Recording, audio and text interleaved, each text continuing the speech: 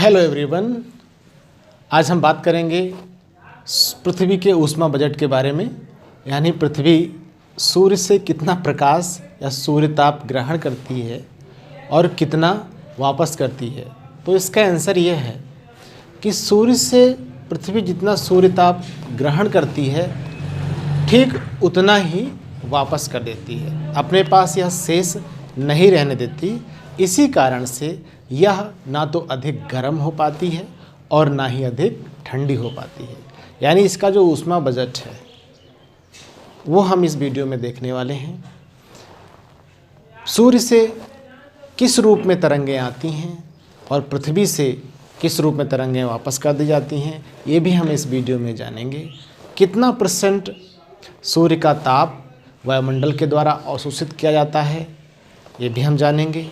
कितना % पृथ्वी की सतह द्वारा धरातल के द्वारा अवशोषित किया जाता है, ये भी हम जानेंगे। कितना % सूर्य ताप पृथ्वी पर जो हिमाच्छादित क्षेत्र है उसके द्वारा परावर्तित कर दिया जाता है, ये भी हम इस वीडियो में जानेंगे।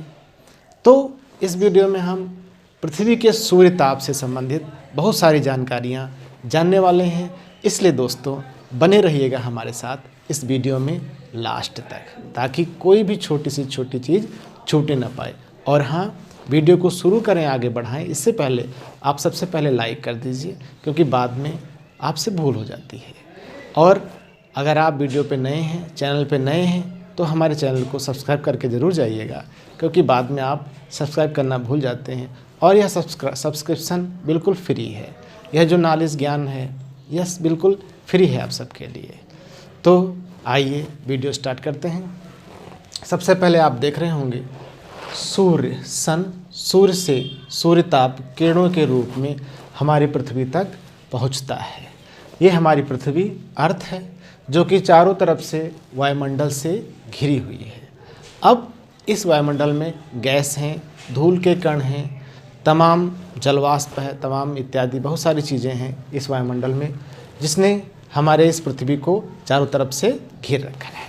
अब देखिए, मान लीजिए सूर्य से जो प्रकाश है, जो सूर्य ताप है, वह 100 इकाई यानी टोटल 100% पृथ्वी के वायुमंडल में प्रवेश करता है।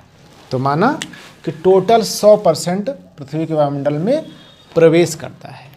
तो इस 100% में से 35% यानी 100 इकाइयों में से 35 इकाइयाँ पृथ्वी की सतह यानी यहाँ पर पहुँचने से पहले ही परावर्तित कर दी जाती हैं या प्रकीर्णित कर दी जाती हैं। 35 इकाइयाँ।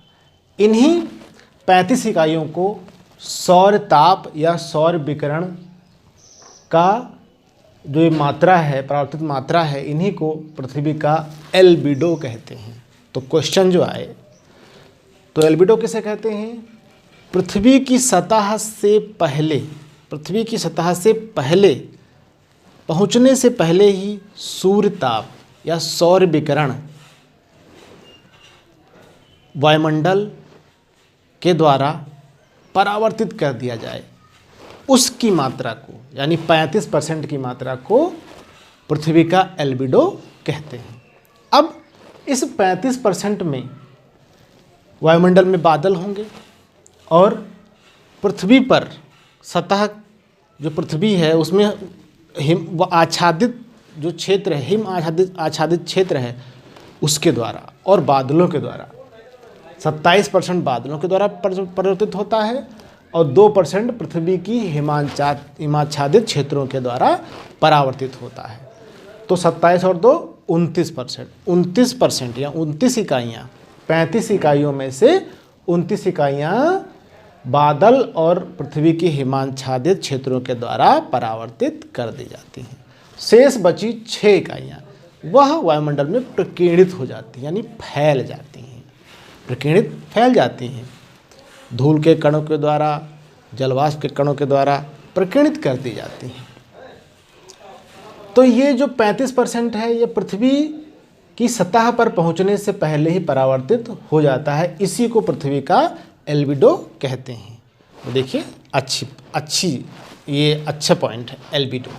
अब हम आगे बढ़ते हैं। तो 100 इकाइयाँ चली थी सूर्य से, अब 35 तो परावर्तित हो गई सतह से पहुंचने से पहले ही।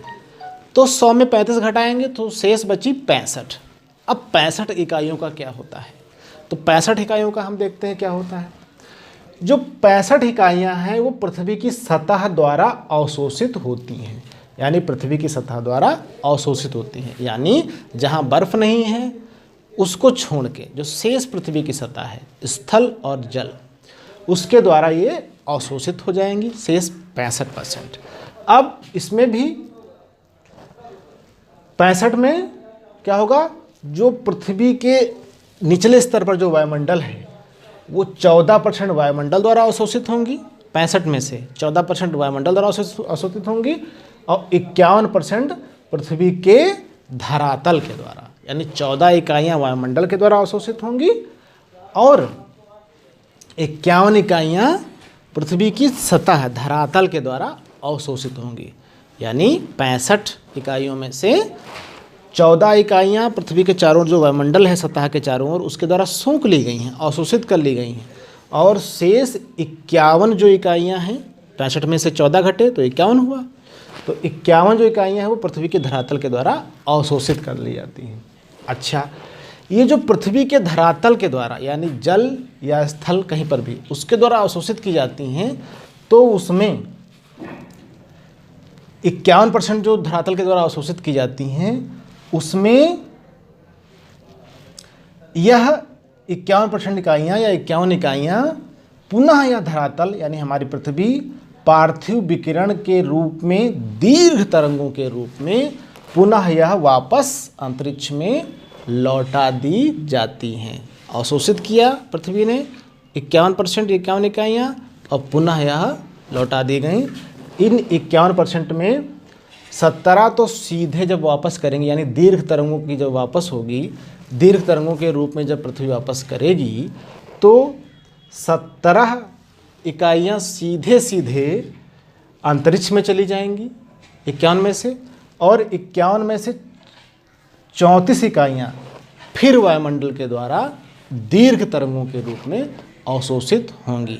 तो देखिए वायुमंडल के द्वारा कुल मिलाकर के लघु तरंगों के रूप में जो प्रकाश आया उसका वायुमंडल ने 14% अवशोषण किया, जो सूर्य ताप आया, और शेष जो पृथ्वी ने अवशोषण के बाद वापस किया तो 17% तो सीधे अंतरिक्ष में चला गया, और शेष जो 34% बचा वो फिर वायुमंडल ने अवशोषित कर लिया। तो वायुमंडल में दीर्घ तरंगों के रूप में और लघु तरंगों के रूप में सूर्य ताप को, सूर्य विकिरण को टोटल 34 प्लस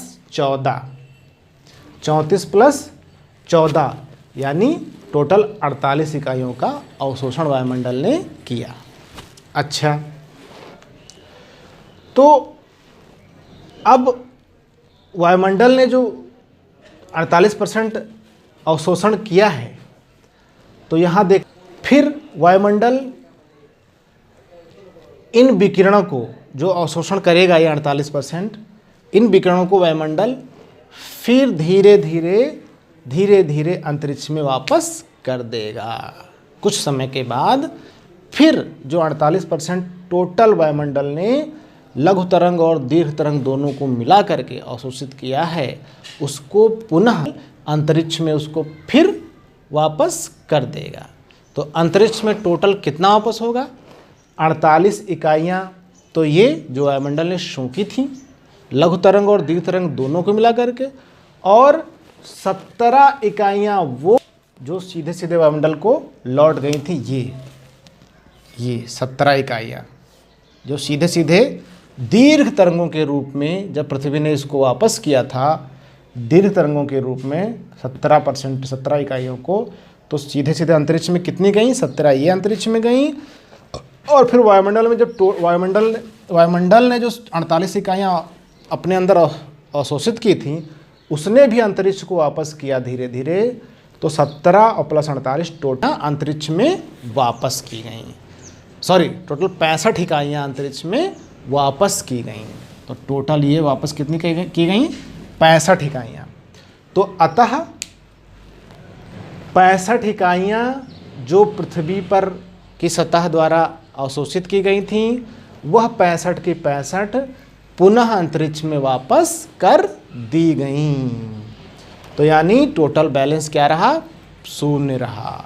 जितना ग्रहण किया पृथ्वी ने उतना ही पृथ्वी ने वापस कर दिया। यानी ये 65 इकाइयाँ उन 65 इकाइयों का संतुलन कर देती हैं जो सूर्य से प्राप्त होती हैं। यही पृथ्वी का ऊष्मा बजट अथवा ऊष्मा संतुलन है। यानी जितना प्राप्त किया उतना वापस कर दिया, इसी को ऊष्मा संतुलन कहा जाता है। इतने बड़े ऊष्मा स्थानांतरण के बावजूद भी पृथ्वी ना तो बहुत गर्म होती है और ना ही बहुत ठंडी होती है। इसका मतलब ये हुआ कि पृथ्वी ना तो ऊष्मा का संचय करती है और ना ही ऊष्मा का ह्रास करती है। यह अपने तापमान को स्थिर बनाए रखती है।